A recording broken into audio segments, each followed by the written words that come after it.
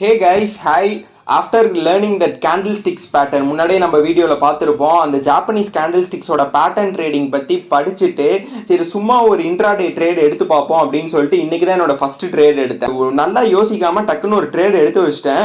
அது பார்த்தீங்கன்னா சடனா வந்து ஒரு -100 வந்து நெகட்டிவ் போயிடுச்சு. 3000 ருபீஸ்க்கு ஒரு ஷேர்ஸ் வாங்கினேன், 2900 ஆயிடுச்சு. ஐ மீன் இப்போ லாஸ் வந்து 100 ருபீஸ் ஆயிடுச்சு. உடனே வந்து சரி அதுக்கப்புறம் வந்து அந்த ட்ரேடிங் பிளாட்ஃபார்ம்லேயே வந்துட்டு வேற சில பேட்டர்ன்ஸ்லாம் பார்த்தேன்.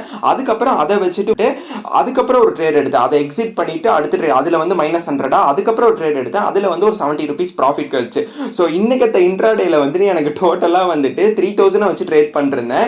ஸோ -30 ருபீஸ், அதாவது லாஸ் வந்து எனக்கு 30 ருபீஸ் ஆயிருக்கு. ஒரு ஹாஃப் பேக்டு நாலேஜோட உள்ள இறங்கக்கூடாது அப்படின்றத இன்னைக்கு நான் கத்துக்கிட்டேன். நல்லா கத்துக்கிட்டு அதுக்கப்புறம் நெக்ஸ்ட் இன்ட்ராடே ட்ரேட் எடுப்போம். பாய்.